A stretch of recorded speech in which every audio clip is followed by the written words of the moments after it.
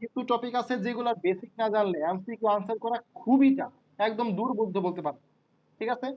তো মজ্জা, pericycle, cortex, অন্ততক, স্টিলি, এই বিষয়গুলো কিন্তু বেসিকের জন্য একদম ঘাঁটি বলতে পারো, বেসিকের ঘাঁটি।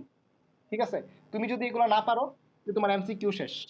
তা আমাদের কলেজগুলোতে এগুলো ভালো মতো পড়ানোর সময় পায় না, যার কারণে এগুলোর জন্য কি এক্সট্রা ইয়া দরকার পড়ে। তা আমরা চেষ্টা করব আজকে প্রথমে এই গ্রাউন্ড টিস্যু তন্ত্র, মানে মজ্জা, কর্টেক্স, কি বলছিলাম, টোকিও টিস্যু তন্ত্র আর ভাস্কুলার টিস্যু তন্ত্র বাদে বাকি যা কিছু আছে সব কি গ্রাউন্ড টিস্যু তন্ত্র, আজকে আমরা ওইটা পড়বো। ওইটা পড়ার পরে আমরা সরাসরি চলে যাব সিকিউ টপিকে, একবীজপত্রী উদ্ভিদের মূলের অন্তর্গঠন আর একবীজপত্রী উদ্ভিদের কাণ্ডের অন্তর্গঠন, যেখান থেকে কি সিকিউ আসবেই, একদম যদি চাপটা থাকে সিকিউ আসবেই। তো আমরা শুরু করি। আমি প্রথমে তোমাদের স্ক্রিন শেয়ার দিয়ে বইটা দেখাই যে বইয়ের সবকিছু তোমাদের পড়াইছি কিনা, এখন পর্যন্ত যা যা পড়াইছি তুমি একটু কনফার্ম করবা। দেখো, ভাজক টিস্যুর বৈশিষ্ট্য, টিস্যুর প্রকারভেদ, ভাজক টিস্যুর অপর নাম মেরিস্টেম, এগুলো পড়াইছি। ভাজক টিস্যুর প্রকারভেদ পড়াইছি, স্থায়ী টিস্যুর বৈশিষ্ট্য, প্রকারভেদ পড়াইছি। এই ছকগুলা পড়তে বলছিলাম, আশা করি পড়ছো। এরপর হচ্ছে টোকিও টিস্যু তন্ত্র, সবগুলা পড়াইছি। গ্রাউন্ড টিস্যু তন্ত্র আজকে পড়াবো। এরপর হচ্ছে তোমার ভাস্কুলার টিস্যু তন্ত্র, প্রকারভেদ সহ দুনিয়ার সব যা বেসিক আছে সব আমরা একটা আলোচনা করছি। এরপরে বাকি থাকে হচ্ছে আমাদের একবীজপত্রী উদ্ভিদের মূলের অন্তর্গঠন, একবীজপত্রী উদ্ভিদের কাণ্ডের অন্তর্গঠন, জাস্ট এগুলো। ওকে, এটা পড়তে পারলে লাস্টের দিক দিয়ে কিছু ছক আছে, লাস্টের দিয়ে কিছু ছক আছে, এই যে এই ছকগুলা যদি আমরা দেখতে পারি আমাদের এই অধ্যায় শেষ। আর আজকে আমাদের 1.5 ঘন্টায়, আর দেখো একটা জিনিস, বইয়ের লাস্টে কিন্তু দেখো এই অধ্যায়ে দক্ষতা অর্জন নামে একটা কথা আছে, এখানে অনেকগুলো কি দেওয়া, এমসিকিউ দেওয়া। তোমার খেয়াল করছো জিনিসটা? দেখো তো এই জিনিসটা খেয়াল করছো কিনা। তো ওইগুলা কিন্তু পড়তে হবে। ঠিক আছে? বইয়ের লাস্টের দিকে দেখবো মোটামুটি 50-60টার মতো দেওয়া প্রত্যেক চ্যাপ্টারে। তো এইগুলা যদি পড়তে পারো। তোমার বই নাই? উম, আমার কাছে কি বই আছে? একটা, দুইটা, আচ্ছা আমার কাছে একটা বই আছে, হ্যাঁ। বইটা আমার রুমমেটের কাছে, 1 তারিখের দিকে, হ্যাঁ, 1 তারিখের দিকে আমি তোমার বোটানি বইটা দিতে পারবো। অনেক দাগানো টাগানো, মানে আমার রুমমেট পড়ছে তো, কিন্তু লাস্টের এই ইয়াগুলো পাবা। ঠিক আছে? আরেকটা ওয়ে আছে, তুমি যেগুলো ফটোকপি করে নিতে পারো চাই, কিন্তু আমি আগে রুমমেটে জিগাই যে ওর বইটা কি নতুন এডিশনে কিনা। ঠিক আছে? যদি নতুন এডিশনে হয় আমি আইনা তোমায় দিয়ে দিব, সমস্যা নেই। আমি যে মুগ্ধদের দিয়ে দিব, তুমি ওদের কাছ থেকে পরের দিন কলেজে নিয়ে নিতে পারবা। আচ্ছা, তো দেখো আমরা শুরু করি।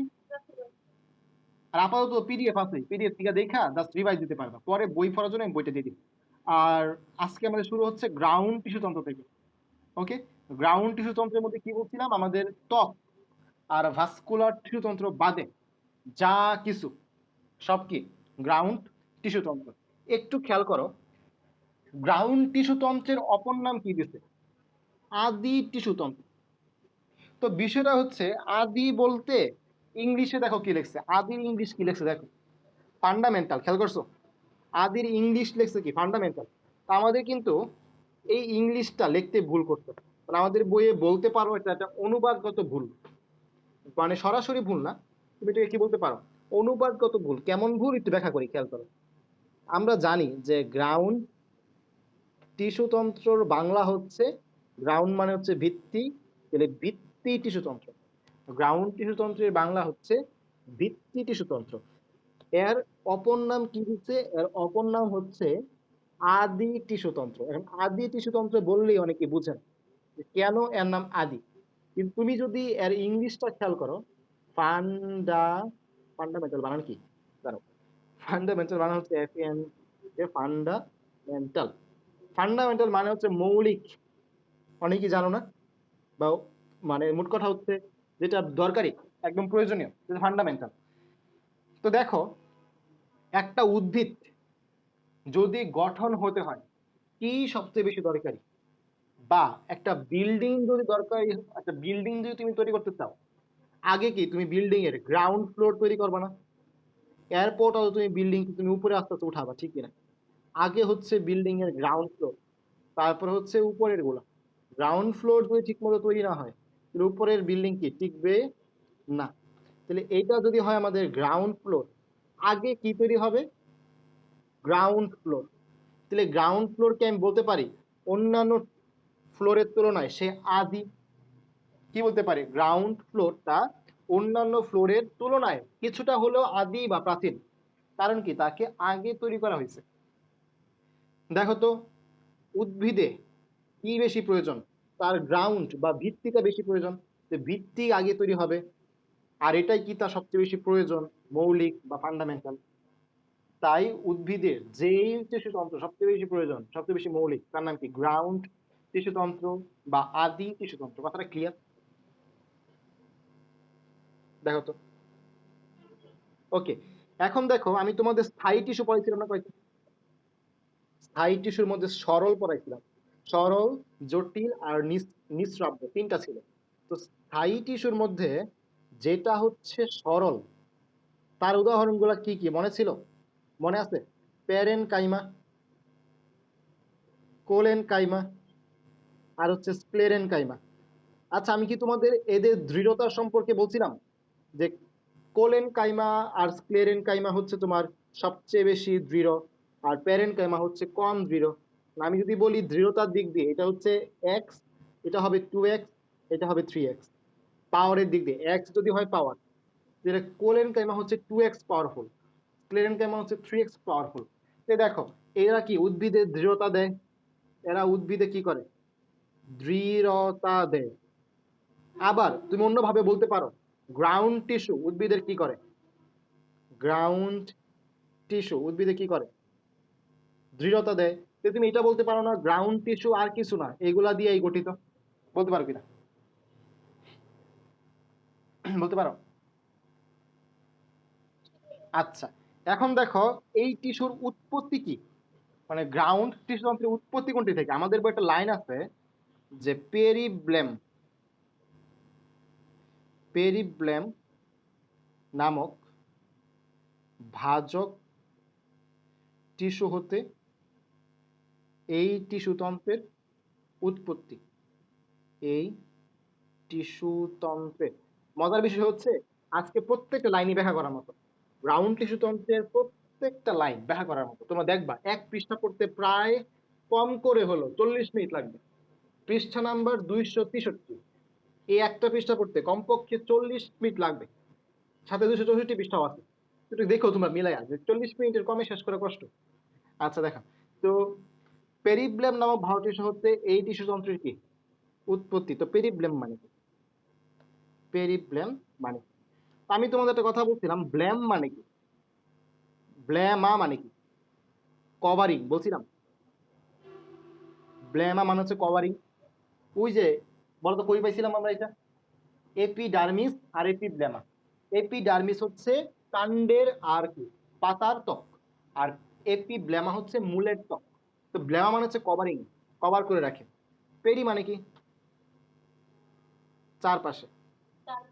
এপি মানে হচ্ছে বাইরে, পেরি মানে হচ্ছে চারপাশে। এপি মানে হচ্ছে বাইরে, পেরি মানে কি? চারপাশে।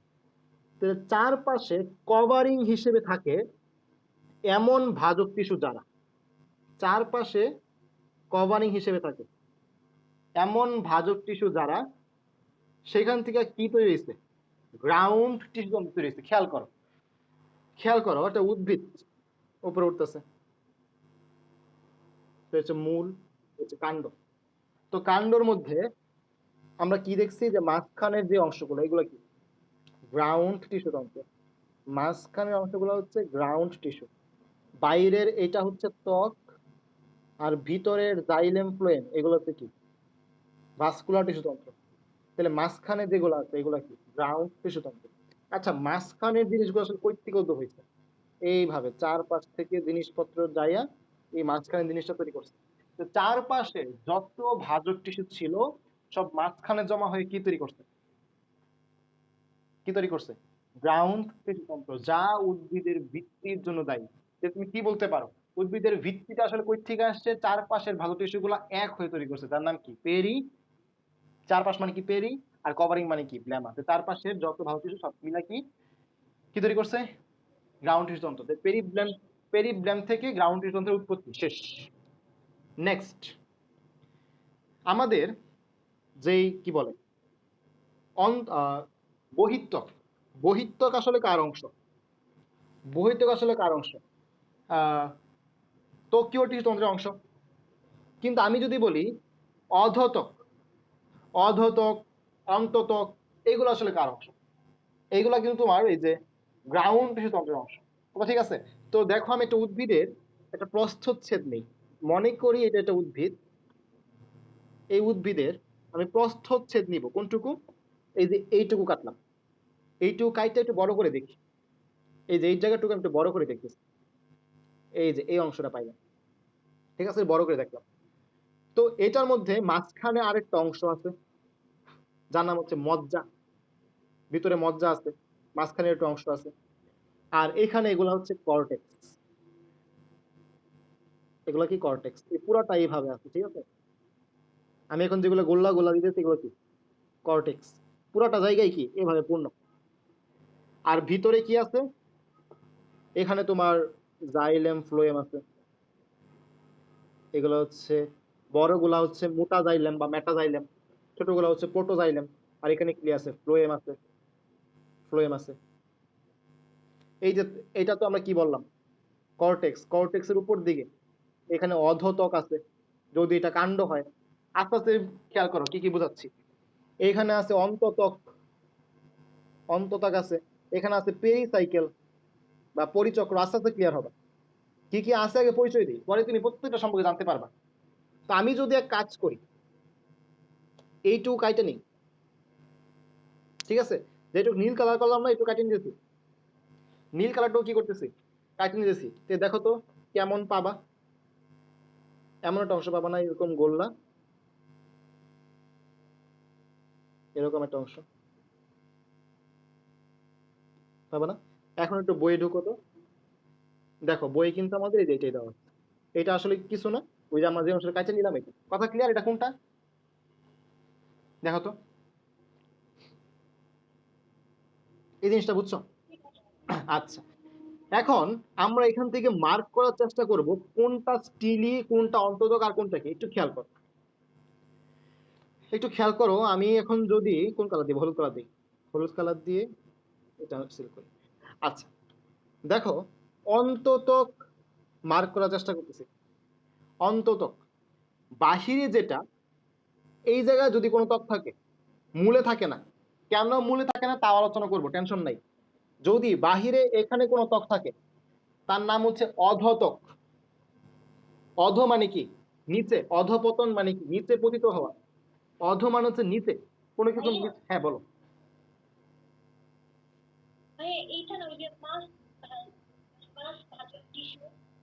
কোনটা?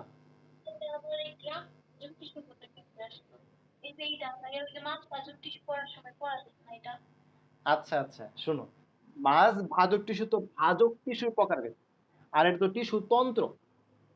সবগুলা টিস্যু মিললে একটা তন্ত্র তৈরি করছে, তার নাম হচ্ছে টিস্যু তন্ত্র। মাছ ভাজক টিস্যু যেই টিস্যু গুলা আছে সবগুলো মিলেই কি তোমার এই গ্রাউন্ড টিস্যু তৈরি করতে পারে। তোমার টিস্যু তন্ত্রের মধ্যে সরল টিস্যু কি বলে, স্থায়ী টিস্যু আছে, ভাজক টিস্যু আছে। এটা দেখলাম না, কোলেন কাইমা স্প্লেন কাইমা। কিন্তু মাছ ভাজক টিস্যু শুধুমাত্র কি ভাজক টিস্যু। কথা বুঝতে পারছো? আচ্ছা, তো দেখো অধ মান হচ্ছে নিচে। তো আমরা যদি বলি বহিত্বকের নিচে যদি কোনো ত্বক থাকে তার নাম কি অধত্বক। যদি ভিতরে থাকে, অন্ত মানে হচ্ছে ভিতরে, তাহলে এই যে আমি এখন যে স্তরটা মার্ক করতেছি এর নাম কি হবে, অন্ততক, ঠিক কিনা? এর নাম হবে কি অন্তত।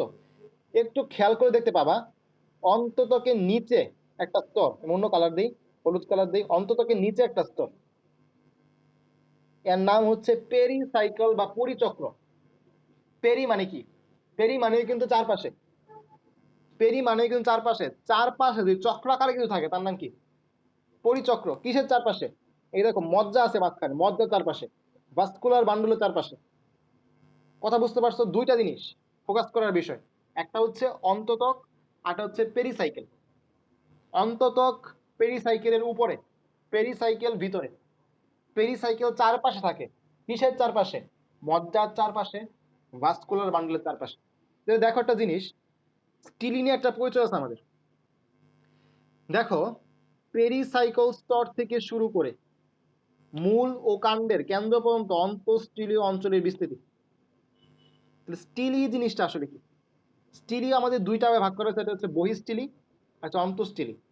স্টিলি আসলে আর কিছুই না, পেরিসাইকেল, এটাকে দেখাইলাম হলুদ কালার যেটা, পেরিসাইকেল থেকে শুরু করে ভাস্কুলার বান্ডল সহ কেন্দ্র পর্যন্ত অংশকে কি বলে? স্টিলি বলে। এই স্টিলির দুইটা ভাগ, একটা হচ্ছে অন্তঃস্টিলি, একটা বহিঃস্টিলি। একটু খেয়াল করো, হলুদ কালারটা হচ্ছে পরিচক্র বা পেরিসাইকেল। পরিচক্র ইংলিশ কি? পেরিসাইকেল। এই পেরিসাইকেলের ভিতর দিকে একটা স্টিলি, বাইরের দিকে আরেকটা স্টিলি। ভিতরের দিকে স্টিলির নাম হচ্ছে অন্তঃস্টিলি, বাইরের দিকে স্টিলির নাম হচ্ছে বহিঃস্টিলি। কিন্তু যদি কখনো স্টিলির সংজ্ঞা চায়, এই অন্তঃস্টিলির সংজ্ঞা বলবা। পেরিসাইকেল স্তর থেকে শুরু করে ভাস্কুলার বান্ডল সহ কেন্দ্র পর্যন্ত অংশকে কি বলে? অন্তঃস্টিলি বা স্টিলি বলে। যদি কখনো বহিঃস্টিলির সংজ্ঞা চায়, পেরিসাইকেল এর উপর থেকে, পেরিসাইকেল ছাড়া কিন্তু, পেরিসাইকেল কিন্তু অন্তঃস্টিলির অংশ, পেরিসাইকেলের উপর থেকে একদম কি বলে, ত্বক পর্যন্ত অংশকে কি বলে, বা কর্টেক্স অঞ্চলে কি বলে? বহিঃস্টিলি। তাহলে আমরা এখন পর্যন্ত দুইটা জিনিস পাইলাম। আমরা এখন পর্যন্ত দুইটা জিনিস পাইলাম। কি কি জিনিস পাইছি? একটা হচ্ছে আমাদের অন্ততক, আর একটা হচ্ছে আমাদের পরিচক্র। এই চিত্রগুলো একটু সুন্দর করে আঁকাই, দাঁড়াও, এই চিত্রটা সুন্দর করে আঁকাই।